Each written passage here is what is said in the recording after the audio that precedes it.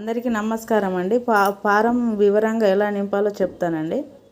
Voter పేరు అన్నాడు. ఇక్కడ పేరు రాయాలి. 2002లో ఉంటే ఈ డబ్బాలో రాయాలని చెప్పాను కదా. 2002లో ఈ డబ్బాలో రాయాలి పేరు. ఇక్కడ ఏంటంటే 2002లో ఉన్న పాత కార్డు నెంబర్. ఇక్కడ 2002లో ఉన్న తండ్రి పేరు. ఇక్కడ తండ్రి తండ్రి పేరు ఇక్కడ రాయాలి. 2002లో ఆ తండ్రి పేరు ఇక్కడ రాయాలి. ఇక్కడ బంధుత్వం ఆయన ఏమవుతాడు అంటే తండ్రి అని రాయాలి. 2002లో ఉన్న జిల్లా పేరు రాయాలి. ఆ లిస్టులో ఉన్న జిల్లా. 2002లో ఉన్న రాష్ట్రం.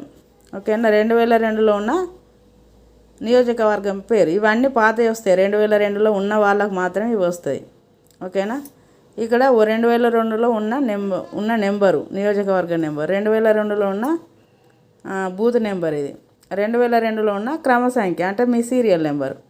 ఇలా 2002లో ఉన్నాయి. ఇలా ఈ డబ్బాలో రాయండి. ఓకేనా. 2002లో లేని వాళ్ళకు ఈ డబ్బా.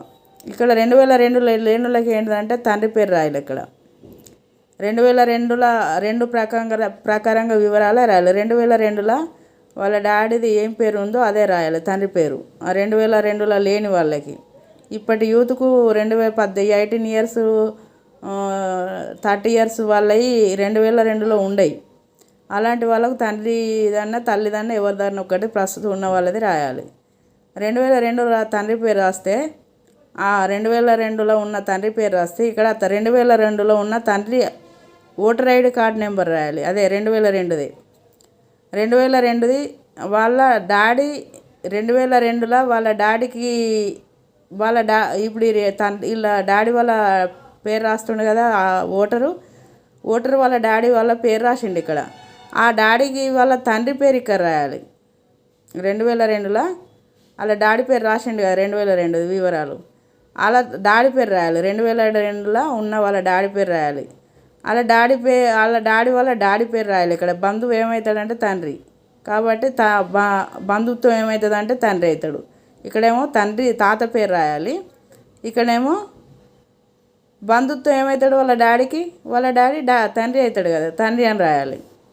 ఓకేనా. 2002లో ఉన్న జిల్లా. 2002లో ఉన్న వాళ్ళ డాడీది రాష్ట్రం. 2002లో ఉన్న వాళ్ళ డాడీది నియోజకవర్గం. 2002లో ఉన్న నియోజకవర్గ నెంబర్ ఇక్కడ రాయాలి. ఓకేనా. 2002లో ఉన్న బూత్ నెంబర్ రాయాలి. 2002లో ఉన్న క్రమ సంఖ్య రాయాలి. ఓకేనా. ఇలా ఈ విధంగా రాయండి. ఓకేనా. రాసిన తర్వాత ఇక్కడికి వచ్చేసి కింద మనకేమని ఇచ్చిండంటే ఇక్కడ పుట్టిన తేదీ అన్నాడు. ఇక్కడ ఆధార్ నెంబర్ అన్న ఆధార్ ప్రకారంగానే మొత్తం మనకి ఇవి మొత్తం ప్రస్తుత ఆధార్ కార్డు ప్రకారంగానే ఈ డబ్బా రాయాలి. ఎవరికైనా 2002లో ఉన్న వాళ్ళకి వస్తుంది ఈ డబ్బా. 2002లో లేని వాళ్ళకు కూడా ఈ డబ్బా రాసుడే ఇది. అయితే 2002లో ఉన్న వాళ్ళకి రాసుడే, లేని వరకు. అయితే పుట్టిన డేట్ ఇక్కడ ఆధార్ ప్రకారంగా రాయాలి. ఏంటిదంటే పుట్టిన డేట్ ఇక్కడ ఆధార్ ప్రకారంగా ఇక్కడ ఆధార్లో ఏముందో పుట్టిన డేట్ ఇందులో రాయాలి. ఓకేనా. నెక్స్ట్ వచ్చేసి ఏముంటుందంటే ఆధార్ నెంబర్. ఇక్కడ ఆధార్ నెంబరు ఇక్కడ రాయాలి. ఇక్కడ మూడవది ఏంటిది ఫోన్ నెంబరు. తర్వాత ఫోన్ నెంబర్ తర్వాత ఏంటంటే ఇక్కడ మనకు తండ్రి సంరక్షకుని పేరు అన్నాడు. తండ్రి సంరక్షకుని పేరు అంటే ఫారము ఎవరైతే నింపిస్తారో వాళ్ళ తండ్రి యొక్క పేరు రాయాలి ఇక్కడ. ఓకేనా. మళ్ళీ ఏంటిదంటే మొబైల్ నెంబరు. తండ్రి యొక్క మొబైల్ నెంబరు అంటే మీ మొబైల్ నెంబర్ మీ ఆధార్లో ఏముండదు, మీ తండ్రి పేరు అవసరం లేదు. ఇక్కడ మొబైల్ మీ పిల్లలకు ఉంటే పిల్లలదే నెంబర్ రాయాలి. లేదంటే తండ్రి ఫారం అయితే తండ్రిది ఎవరి ఫోన్ నెంబర్ వాళ్ళు రాయాలండి. ఎవరి ఫోన్ నెంబర్ వాళ్ళు రాయాలి. ఓకేనా. ఇక్కడ తండ్రి సంరక్షకుని పేరు అన్నాడు. ఇక్కడ తండ్రి సంరక్షకుని పేరు అంటే ఇక్కడ ఫారం వారి యొక్క తండ్రి పేరు. ఓకేనా. మళ్ళీ ఇక్కడ ఏంటిదంటే తండ్రి సంరక్షణ ఓటర్ గుర్తింపు కార్డు అన్నాడు. ఇక్కడ తండ్రి సంరక్షణకు ఓటర్ గుర్తింపు కార్డు అంటే ఆ తండ్రి యొక్క గుర్తింపు కార్డు నెంబరు. అలాగే తల్లి గుర్తింపు కార్డు ఉంటే తల్లిది. వీళ్ళిద్దరి కార్డు నెంబర్లు ఉంటే రాయొచ్చు, లేకపోతే అవసరం లేదు. ఓకేనా. తల్లి ఓటరు ఫోటో గుర్తింపు కార్డు నెంబరు. ఓటర్ గుర్తింపు కార్డు తల్లిది కూడా, తల్లిది ప్లస్ తండ్రిది. మీరు ఎవరిదైతే తండ్రిది రాస్తే తండ్రిది ఓటర్ గుర్తింపు కార్డు, తల్లిది ఉంటే తల్లిది, ఏదైనా ఇద్దరిది ఉంటే ఇద్దరిది రాసేయండి. ఓకేనా? లేదంటే ఇక్కడ ఏంటిది, తండ్రి సంరక్షకుడు ఓటర్ గుర్తింపు కార్డు అందుబాటులో ఉంటేనే రాయండి, లేకపోతే లేదని చెప్పిండి ఇక్కడ. ఓకేనా? మళ్ళీ ఇక్కడ ఏమని ఇచ్చిండు, జీవిత భాగస్వామి అన్నాడంటే భార్య ఫామ్ అయితేనేమో భర్తది, భర్త ఫామ్ అయితేనేమో ఫారం అయితేనేమో భార్యది.